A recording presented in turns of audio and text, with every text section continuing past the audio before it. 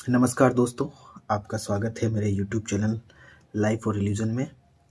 और आज हम एक नए टॉपिक पे चर्चा करेंगे।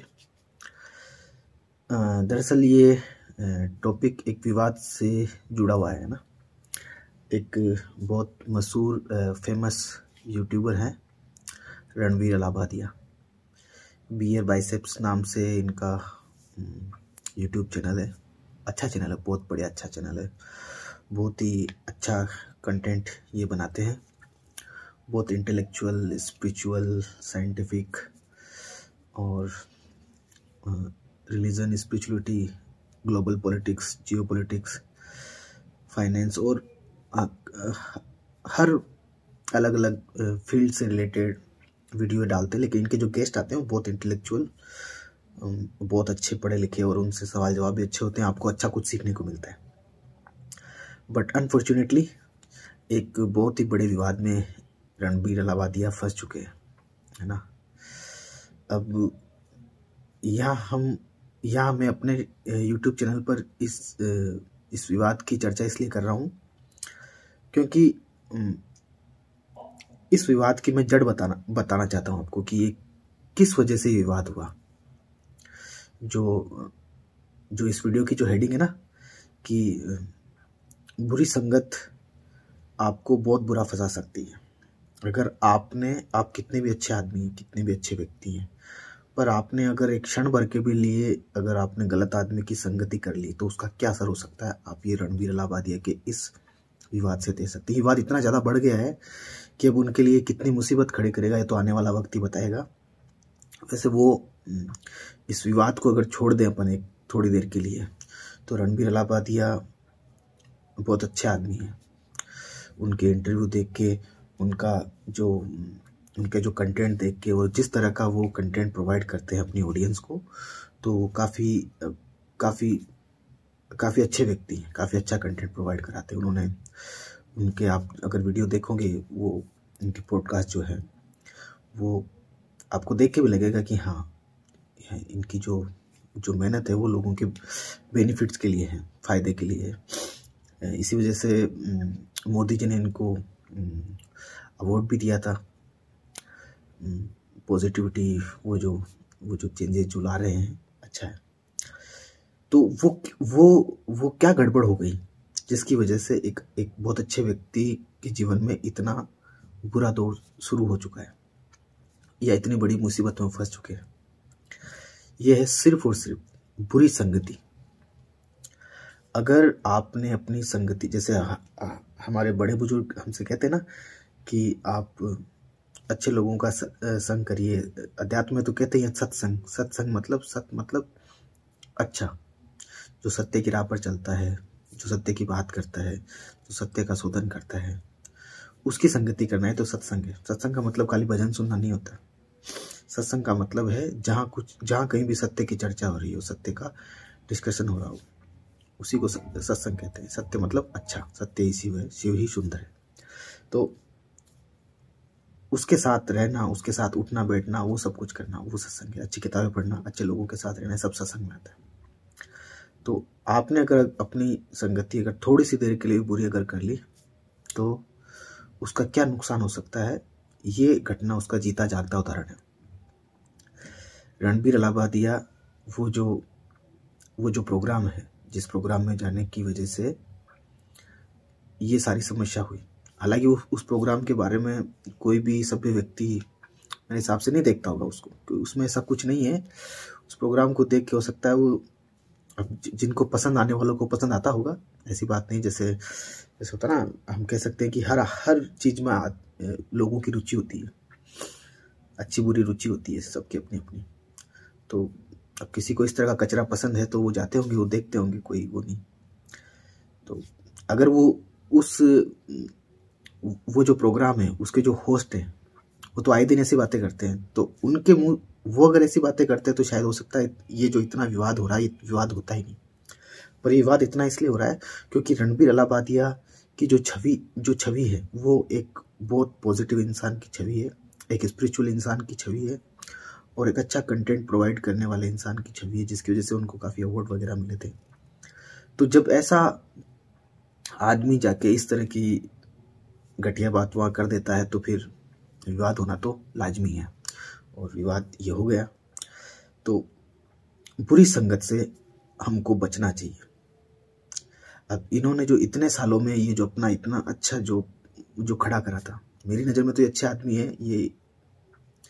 हालांकि इन्होंने तुरंत ही माफ़ी मांग ली, इनको अपनी गलती का एहसास भी हो गया था, बिना कोई टर्म्स एंड कंडीशन लगाए स्ट्रेट फॉरवर्ड इन्होंने माफ़ी मांग ली कि जो हुआ वो नहीं होना चाहिए था मुझे, और मैंने अपनी गलती से सीख भी ले ली, और मैं इसको बिना किसी कंडीशन के मैं सॉरी बोलता हूँ, और मैं इसको जस्टिफाई करने की कोशिश नहीं करूँगा। ये रणबीर लावादिया ने वीडियो जारी करके कहा था। लेकिन चूंकि अब विवाद तो हो गया, तो जगह जगह जो भी समस्याएं होनी है वो तो होंगी। अब कहाँ जाके विवाद समाप्त होगा वो तो आगे की बात है। पर रणबीर लावादिया ने तो इससे सीख ली होगी, हम भी सीख ले सकते हैं कि हम कितना भी अच्छा कर रहे हैं, हमको अपनी संगति का बहुत ध्यान रखना पड़ता है। अगर हमारी संगति गलत लोगों के बीच हो गई तो फिर हमको उसका नुकसान उठाना पड़ेगा। गलत संगति कितना बर्बाद कर देती है। अब ये भी मन ही मन सोच रहे होंगे कि मैं क्यों गया वहाँ, नहीं जाना चाहिए था, है ना। अब इस वीडियो में जो इम्पोर्टेंट बातें मैं जो आपको अलग बातें बताना चाहता हूँ कि हमारे जो बड़े बुजुर्ग क्यों कहते हैं कि हमको गलत संगति से बचना चाहिए, हमको गलत जगहों पर जाने से बचना चाहिए।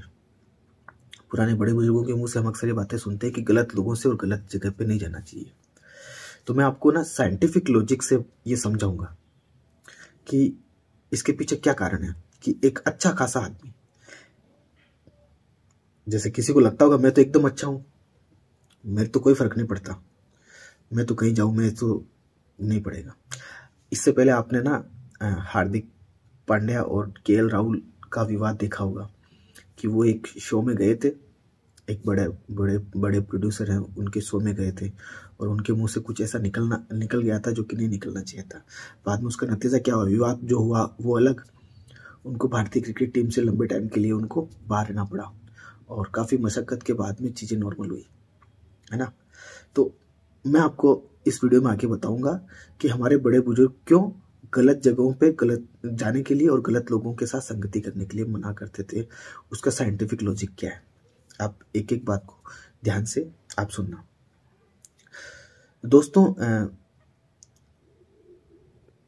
जो जगह होती है ना, जैसे कोई प्लेस है, स्पेस, तो उस स्पेस की एक पर्टिकुलर एनर्जी होती है, और हर इंसान की भी एक पर्टिकुलर एनर्जी होती है। जिन जगहों पे जो जैसे इंसान रहते हैं, जैसे काम वहाँ पे होते हैं, तो उनकी थॉट्स और उनकी इमोशंस के हिसाब से उस जगह की एनर्जेटिक फील्ड क्रिएट होती है।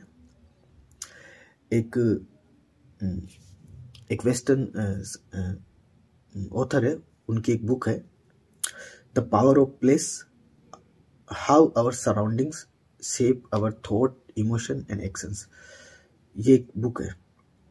मैं इस बुक को जब आप पढ़ेंगे तो इस बुक में ये बताया गया है कि कोई जगह होती है, उस जगह की वो कोई जगह है या कोई सराउंडिंग्स है, वो अपनी थॉट्स को, अपने इमोशंस को कैसे अफेक्ट करते हैं। यानी ये जो अच्छा खासा आदमी वहां जाके कैसे इसकी जबान फिसल गई।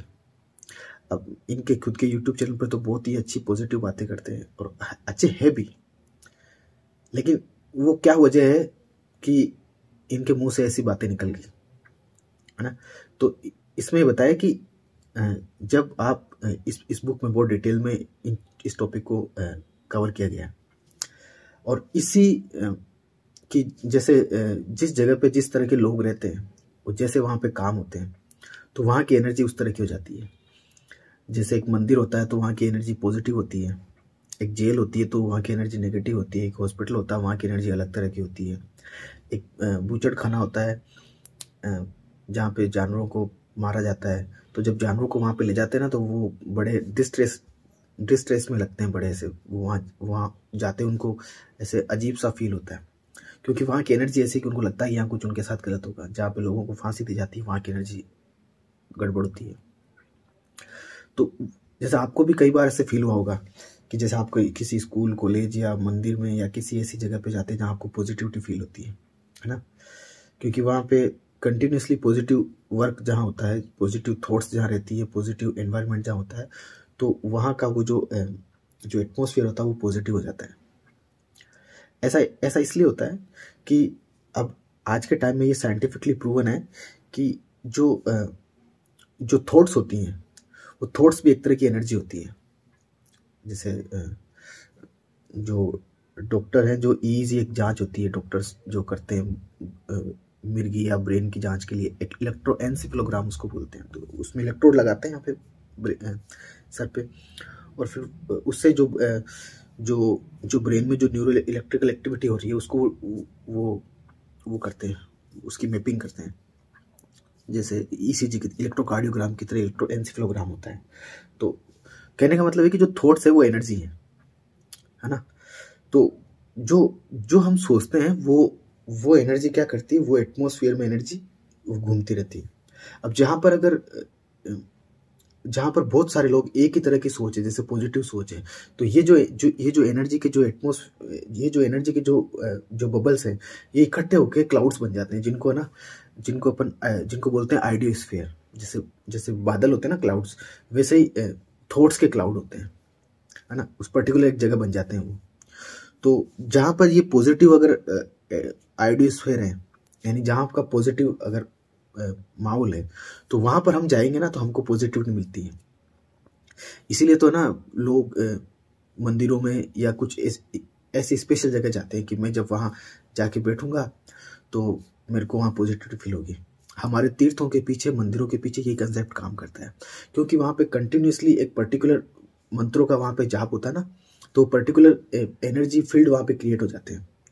तो इसीलिए हमारे यहाँ अलग अलग तरह के मंदिरों के पीछे अलग अलग कंसेप्ट है, क्योंकि जिस मंदिर में जिस तरह के मंत्रों का वो जाप चलता रहता है ना, तो वहाँ पे एक उसी तरह के पर्टिकुलर एनर्जी फील्ड बन जाते हैं, है ना? जैसे 64 योगिनी है, जो हमारे शक्तिपीठ का कंसेप्ट है, जो हमारे 12 ज्योतिर्लिंगों का जो कंसेप्ट है, और अलग अलग जो मंदिरों का अलग अलग कंसेप्ट है, उसके पीछे की साइंस यही है कि वहाँ पे जो एक पर्टिकुलर तरह की एनर्जी फील्ड क्रिएट होती है, तो जिसको एक पर्टिकुलर तरह की एनर्जी चाहिए होती है, वो वहाँ जाता है। जब वहाँ जाएगा, अपने अंदर रिसेप्टिविटी क्रिएट करेगा, तो वो उस एनर्जी को चैनल कर सकता है, वो एनर्जी को वहाँ से फायदा उठा सकता है। और अपन नेगेटिव जगह जाएंगे तो आप किसी जेल में जाइए, किसी जहाँ पर ये बूचड़खाने होते हैं, इनको मारा जाता है, वहाँ जाइए, जहाँ फांसी दी जाती है, या ऐसी जगह जहाँ पर बहुत मारकाट हुई हो, बहुत ऐसे हुई हो, जिनको कहते हैं ना हॉन्टेड प्लेस, वहाँ आदमी जाएगा तो उसको बेचैनी होने लग जाएगी। क्यों? क्योंकि वहाँ की एनर्जी फील्ड ही। तो नेगेटिव जो प्लेसेस होते हैं ना, तो उनके पीछे का कंसेप्ट भी यही है कि जहाँ नेगेटिव एक्टिविटीज होती है, नेगेटिव जहाँ पे एनवायरनमेंट होता है, तो उसका जो आइडियोस्फीयर होता है वो नेगेटिव बन जाता है। तो वहाँ कोई जाएगा तो उसको नेगेटिव थॉट्स आएंगे। तो इसी वजह से ये जो जेल होते हैं, जो बूचड़खाने होते हैं, जो सुसाइड पॉइंट्स होते हैं, जो ऐसी जगह होती है, तो वहाँ अगर कोई जाएगा तो उसके मन में ऐसे ऐसे ऑटोमेटिक ऐसे ख्याल आने लग जाते हैं।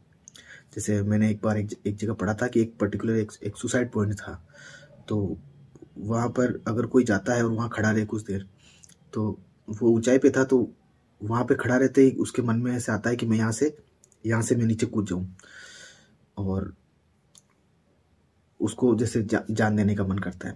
और जैसे उस जगह से हटे तो उसको लगेगा अरे यार, ये मेरे दिमाग में ये ख्याल कहाँ से आ रहे थे, मैं तो ऐसा हुई नहीं। तो ये जो जगह होती है, वहाँ की जो एनर्जी होती है, वो हमारी थॉट्स को अफेक्ट करती है। क्योंकि हम ये जो मशीन है, जो हमारा शरीर है ना, जो ये दिखता है, ये फिजिकल बॉडी, जो हमारी एक इससे पावरफुल होती है अंदर मेंटल बॉडी, है ना, जो हमारी थॉट से, हमारी इमोशन से बनती है, और एक होता है हमारा कैजुअल बॉडी, जो पूरी यूनिवर्स की एक सिंगल बॉडी होती है। तो हमारी मेंटल बॉडीज को ना ये एटमॉस्फेयर अफेक्ट करता है, तो उससे हमारे थॉट्स और हमारी इमोशंस अफेक्ट होती है। तो मैं इसके कुछ आपको एग्जांपल देता हूँ, है ना। योगी अरविंद का नाम आपने सुना होगा, क्रांतिकारी थे और बहुत बड़े योगी थे।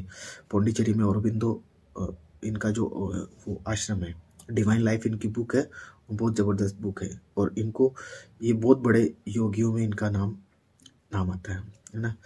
जो सुप्रामेंटल बीइंग का जो कंसेप्ट है वो इन्होंने ही दिया था। मैं आपको जो ये घटना बता रहा हूँ ये आज़ादी के आंदोलन के ज़माने की है, जब जो ये महर्षि अरविंद है ये बड़े योगी नहीं बने थे, तब ये क्रांतिकारी के रूप में थे। तो इनको ना अंग्रेजों ने पकड़ लिया था और इनके ऊपर ट्रायल चल रहा था। अंग्रेज गवर्नमेंट तो इनको फांसी की सज़ा दिलाना चाहती थी। चित्तरंजन दास इनका केस लड़ रहे थे, तो ये लंबे टाइम तक जेल में रहे थे। तो जब ये बाहर थे तब तो ये पूरे इधर उधर बिजी रहते थे, ये करूँ वो करूँ, ये करूँ वो करूँ, ऐसे करूँ। बाई नेचर ये बहुत ज़्यादा स्पिरिचुअल पर्सन थे, पर ये जो काम कर रहे थे वो ये अलग अलग क्रांतिकारी जो होता है, जो गरम दल वाला वो काम कर रहे थे। अब उसमें जेल में तो इनके पास कोई काम बचे नहीं, करे तो करे क्या। तो ये दिन भर जेल में बैठे रहते और मेडिटेशन करते रहते थे अपनी सेल के अंदर, अपने उसमें कोठरी के अंदर। तो ये कई सालों तक उस कोठरी में रहे। फिर बाद में ये इनका ट्रायल हुआ और ये बरी कर दिए गए। तो उसके बाद में घटना होती है, उसी जेल के अंदर एक बहुत खुखार कैदी होता है जिसने कई मर्डर किए और मेंटली बहुत ज़्यादा वो ऐसा होता है, एग्रेसिव, एकदम साइको टाइप का। तो उसको उसी कोठरी में रखा जाता है जिस कोठरी में योगी अरविंद रहे थे, और उन्होंने कई सालों तक उसी कोठरी में मेडिटेशन किया था। और उसी कोठरी में योगी अरविंद को कहते हैं कि भगवान के साक्षात्कार हुए थे। तो जब वो आदमी उस कोठरी में शुरुआत में जब वो आया तब तो वो नॉर्मल था, लेकिन जब वो लंबे टाइम तक उस कोठरी में रहा तो उस आदमी का जो नेचर था वो चेंज हो गया। वो जो एग्रेसिव जो आदमी था वो धीरे धीरे कूल काम कंपोज होने लगा और वो एकदम स्थिर रहने लग गया। तो ये वहाँ के जो जेल के जो दूसरे लोग थे ना, उनको बड़ा अजीब लगा कि इसको ये पहले भी कई बार जेल में गया हुआ है, सजाएं काट चुका है, वापस बाहर आता, वापस क्राइम करता, और इसको एक जेल से दूसरी जेल में ट्रांसफ़र करना पड़ता क्योंकि ये बहुत ज़्यादा एग्रेसिव था। लेकिन अब पता नहीं इसको क्या हो गया। तो वो जो सेल थी उसमें जिसमें योगी अरविंद रहे थे, तो योगी अरविंद की थॉट्स की एनर्जी की वजह से, उनकी मेडिटेशन की एनर्जी की वजह से वो जो सेल थी वो उसकी एनर्जी फील्ड वो चेंज हो गई। तो उसका इतना स्ट्रॉन्ग इफेक्ट उस आने वाले कैदी पे हुआ।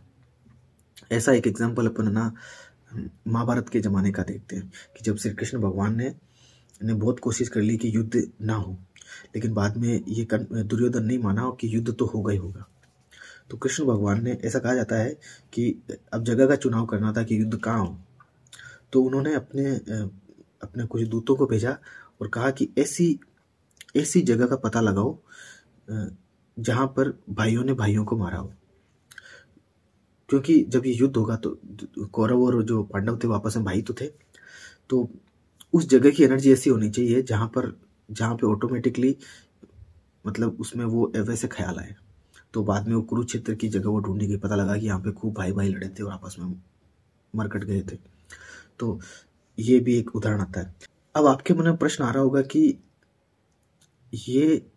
ये जो जगह होती है यहाँ की एनर्जी जो होती है वो इन जो ह्यूमंस की जो थॉट होती है, जो इमोशंस होती है, और उस स्पेस की पर्टिकुलर एनर्जी होती है, तो इसका क्या कोई साइंटिफिक प्रूफ है? तो हाँ, इसका साइंटिफिक प्रूफ भी है। अभी जापान के साइंटिस्ट है डॉक्टर मसारू इमोटो, तो उन्होंने वाटर मॉलिक्यूल पे ह्यूमन इमोशंस का वो एक्सपेरिमेंट करा, स्टडी करी उन्होंने। आप नेट पे जाके पढ़ सकते हैं पूरा डिटेल के अंदर। उन्होंने क्या करा कि पॉजिटिव जो इमोशंस हैं, पॉजिटिव जो थॉट्स हैं, उनका वाटर मॉलिक्यूल पे क्या इफेक्ट आता है, और जो नेगेटिव जो इमोशंस है और जो है उनका वाटर मॉलिक्यूल पे क्या इफेक्ट आता है।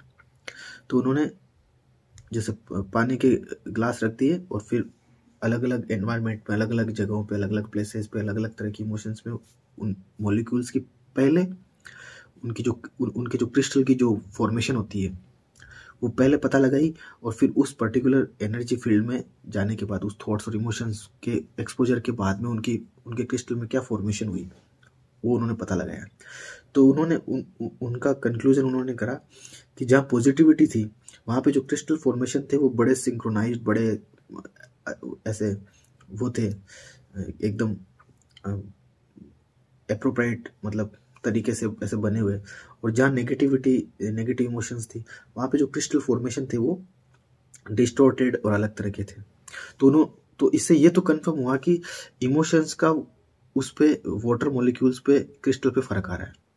तो इस एक्सपेरिमेंट से ये तो प्रूव होता है कि इमोशन से वाटर मॉलिक्यूल पे अगर इफेक्ट आ रहा है तो वाटर मॉलिक्यूल तो हमारी बॉडी में भी है। अब ये तो साइंटिस्ट ने वाटर मॉलिक्यूल का करा, हो सकता है आने वाले ज़माने में जब लोग दूसरे तरह के मटेरियल पर भी इसकी स्टडी करेंगे तो और भी बातें पता चलेगी।